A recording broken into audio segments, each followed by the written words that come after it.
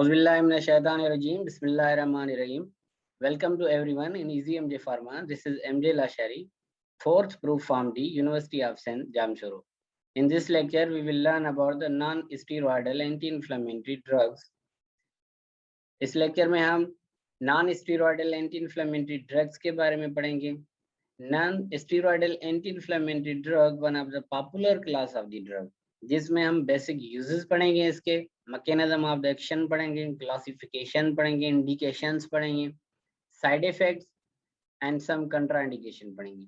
अगर आप हमारे चैनल पे न्यू हैं तो प्लीज हमारे चैनल को सब्सक्राइब करें और उसके साथ साथ बेल आइकन को भी प्रेस करें.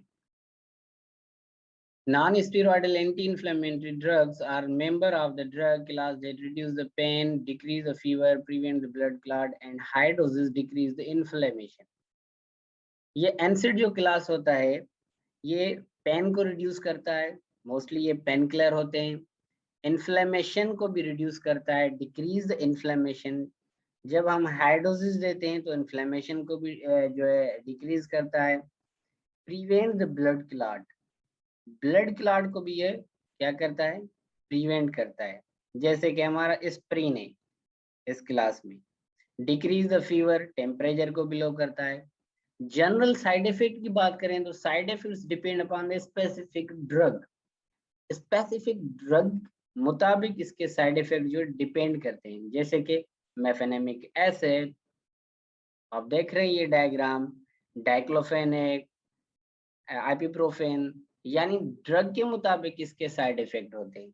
General side effect GI ulcer हो सकता है, क्योंकि ये मोस्टली जो है एक्सेस अमाउंट में खाते हैं, डेली लाइफ में खाते रहते हैं. सर में दर्द हुआ, ये खा गए भाई, एनसिड ले, मेफेनेमिक एसिड ले, पोनेस्टान ले, पैरास्टामोल ले, आइबुप्रोफेन ले. ये क्या करता है कि हमारे म्यूकस जो मेम्ब्रेन होता है उसमें जो है म्यूकोसा होता है उसको सप्रेस कर देता है. फिर पैसेज ऑफ टाइम क्या होता है, म्यूकोसा जो है सप्रेस हो जाता है तो वो स्लोली एंड ग्रेजुअली वो अल्सर में जो है कन्वर्ट होता है.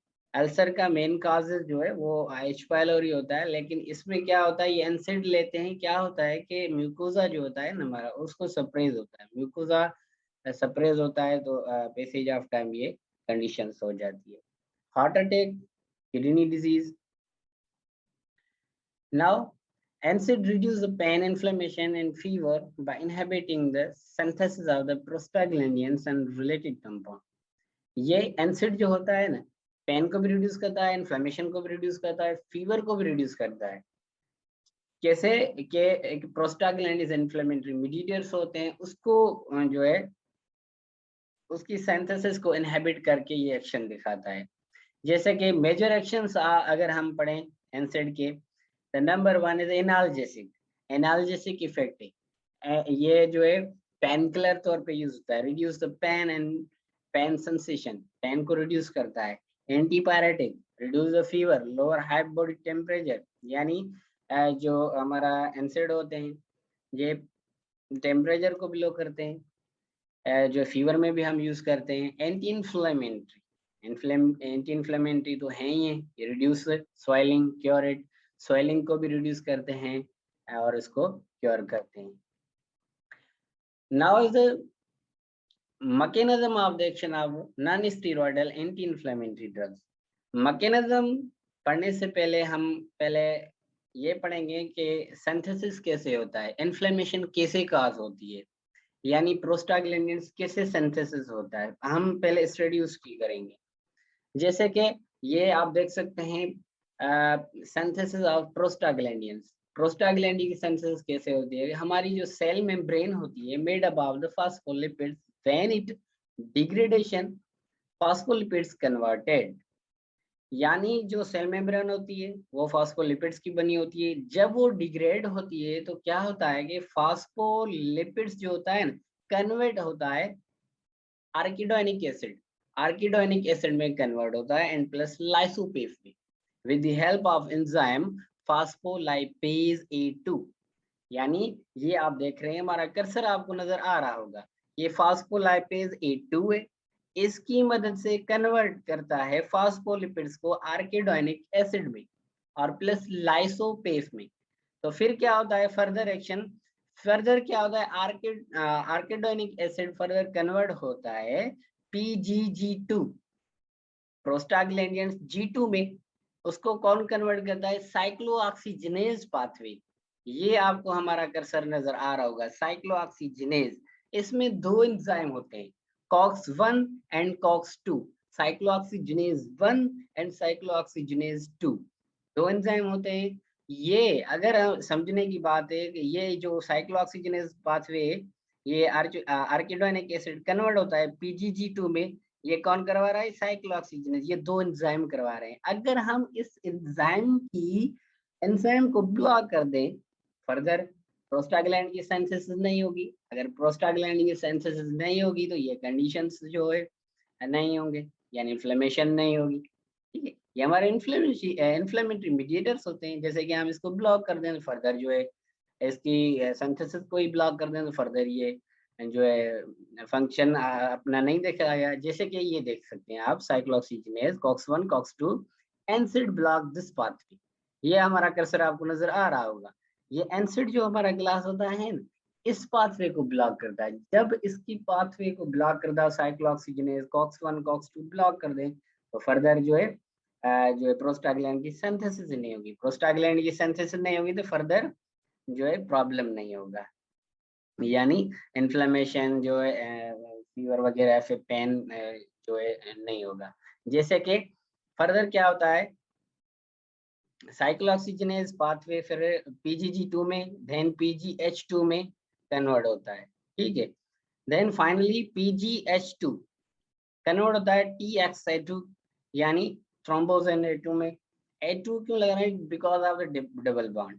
ठीक है, थ्रोम्बोसिन जो है response for the vasoconstriction and blood aggregation, blood aggregation करवाते हैं ये मुख्तलिफ से जो है इन्फ्लेमेटरी मीडिएटर्स होते हैं। Then PGI2, then PGE2, PGD2, ठीक है, PGF2 अल्फा, ये सारे जो है इन्फ्लेमेटरी मीडिएटर है, ये सेंसेशन करवाते हैं पेन की, इन्फ्लेमेशन की, और कुछ जो है होम्योस्टेटिस होता है उसकी भी जो है करवाते हैं ये। Now the mechanism of the action of the non-steroidal anti-inflammatory drug। अब हम पढ़ेंगे इसका मैकेनिज्म, कैसे मैकेनिज्म, ये काम कैसे करता है। जैसे कि आप को कोई पूछे कि भाई जो है इसका आइबुप्रोफेन का मैकेनिज्म क्या है, तो आप इधर ये समझने की जरूरी है। ये slide, this slide is very important. जैसे कि non steroidal anti inflammatory drugs act on the cyclooxygenase pathway. Similarly मैंने आपको बताया कि ये साइक्लोऑक्सीजिनेज पाथवे को इनहिबिट करता है बाय इनहिबिटिंग द COX-1 और COX-2 एंजाइम। जब ये साइक्लोऑक्सीजिनेज पाथवे में क्या होते हैं, एंजाइम होते हैं, COX-1 एंड COX-2 में एंजाइम होते हैं, इसको इनहिबिट करता है। These enzymes are responsive for synthesis of the prostaglandins and their derivatives। ये एंजाइम जो होता है ना, जैसे कि हमने पढ़ा कि प्रोस्टाग्लैंडिन की सिंथेसिस करवाते हैं। ठीक है, प्रोस्टाग्लैंडियंस एक इन्फ्लेमेटरी मीडिएटर्स होते हैं और अदर मीडिएटर्स होते हैं, उसकी जो सिंथेसिस करवाते हैं। इसी वाले से ये जो ड्रग्स होती है उसकी सिंथेसिस को इनहिबिट करती है। COX-1 जो है produce by the normal cell tissue maintains the homeostasis. COX-1 जो होता है साइक्लोऑक्सीजिनेज 1, ये नॉर्मली सेल प्रोड्यूस करता है टिश्यू और मेंटेन्स करता है होम्योस्टेटिस वगैरह। COX-2 जो होता है induce by the inflamed cell mediates inflame, ये इन्फ्लेम्ड सेल और मीडिएट्स सेल्स जो है स्टिमुलेट करता है। जैसे कि आप ये देख सकते हैं COX-1 की diagram, COX-1 and COX-2, COX-1 ये है, COX-2 जैसे कि आप ये देख सकते हैं। Now classification of the NSAID।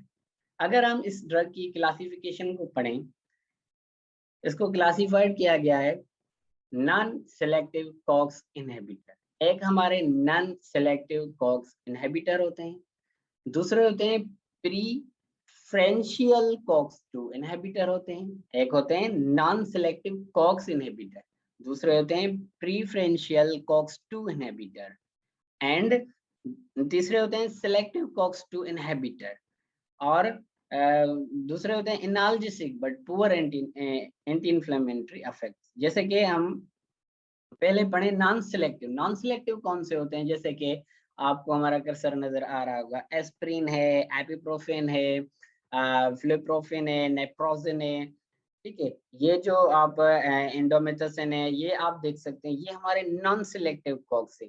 यानी ये नॉन सिलेक्टिव का मकसद ये है कि या तो ये कॉक्स 1 को इनहेबिट करेंगे या तो कॉक्स 2 को इनहेबिट करेंगे, ठीक है। ये आप डायग्राम देख सकते हैं, एपिप्रोफेन, नेप्रोजेन, ये आप डायग्राम जो है देख सकते हैं। Then प्रीफरेंशियल कॉक्स2 inhibitor.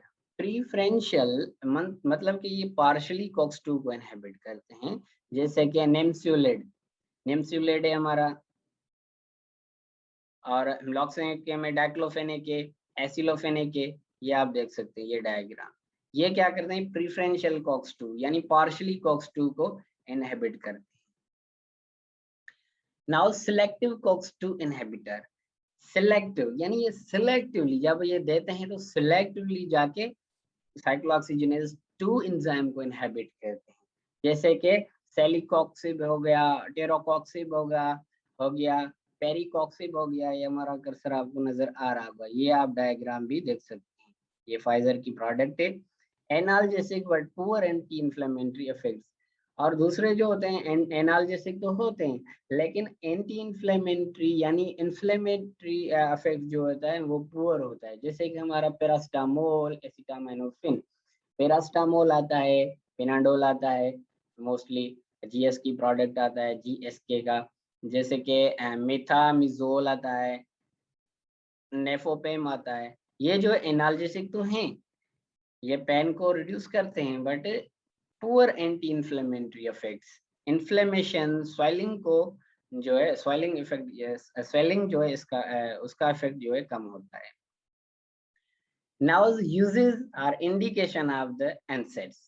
यूजेस पढ़ेंगे, इंडिकेशंस पढ़ेंगे कि हम कैसे यूज।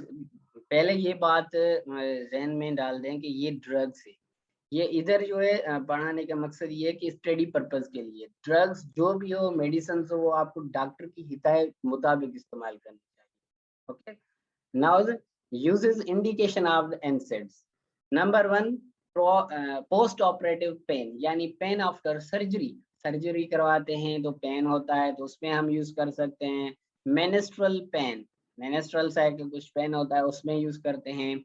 मेलेजिया, न्यूरोलजिया पेन होता है, हेडेक होता है, सर में दर्द है, पैरेक्सिया, फीवर वगैरह होता है, ऑस्टियोआर्थराइटिस, जो ऑस्टियोआर्थराइटिस होता है, रिमोटॉइड्स आर्थराइटिस, जोड़ों का दर्द होता है। एंटीकागुलेंट तौर, जैसे कि एस्प्रिन है हमारा, एस्प्रिन तो जो है ना एंटीकागुलेंट तौर पे हम इस्तेमाल करते हैं। ब्लड क्लॉटिंग, एंटीकागुलेंट यानी ब्लड क्लॉटिंग को जो है प्रिवेंट करता है। Then contraindication of the NSAID। कुछ कंट्राइंडिकेशन मतलब ये कि उसी कंडीशन में हम ये नहीं दे सकते। Number 1, NSAID are salicylic hyper sensitivity. किसी को सब हाइपर सेंसिटिविटी है, तो जो एलर्जिक है, पर्टिकुलरली NSAID से एलर्जिक है, तो उसको भी हम नहीं दे सकते। पेप्टिक अल्सर, पेप्टिक अल्सर का पेशेंट है, उसको भी हम नहीं दे सकते। लिवर टॉक्सिसिटी, गैस्ट्रिक ब्लीडिंग में भी हम नहीं दे सकते, क्योंकि फर्दर इनहांस करेगा जो है ulcer. Any allergic reaction, Carney artery bypass, कोई हार्ट बाईपास करवाया है, कार्नी आर्टरी डिजीज है जैसे इंजाइना वगैरह, उसमें भी हम नहीं दे सकते। सम NSAID during pregnancy and lactation. कुछ प्रेगनेंसी, कुछ इस क्लास के मेडिकेशंस हैं जो हम प्रेगनेंसी और लैक्टेशन से के टाइम में भी हम नहीं दे सकते। Now the side effect of the non-steroidal anti-inflammatory drugs. General side effect, indigestion हो सकती है, बदहजमी हो सकती है, जैसे कि आप ये साइन दे सकते हैं इंडाइजेशन की, हमारा कर्सर नजर आ रहा होगा। Then stomach ulcer, stomach ulcer ये तो मैंने पहले आपको बताया कि म्यूकोजा को जो है सप्रेस करता है, स्टोमिक अल्सर भी काज करवा सकते हैं। एंड हेडेक, सर में दर्द, डिजीनेस, चक्कर आना, ये आप देख सकते हैं साइन इसकी। And dizziness, allergic reaction, hyper sensitive reaction particular हो तो वो हम नहीं दे सकते, उसका भी साइड इफेक्ट है। ये हाइपर सेंसिटिव करा सकती है। Then drowsiness, feeling sleepy, lethargy, drowsiness जो करा सकता, डायरिया, डायरिया भी है जो काज करा सकता है। अब हम पढ़ेंगे एनिमेशन, आपको दिखाएंगे कि mechanism of the action of the non steroidal anti inflammatory drugs में हमने पढ़ा। हम अब एनिमेशन के तौर पे हम आपको दिखाने वाले हैं। So let's move to.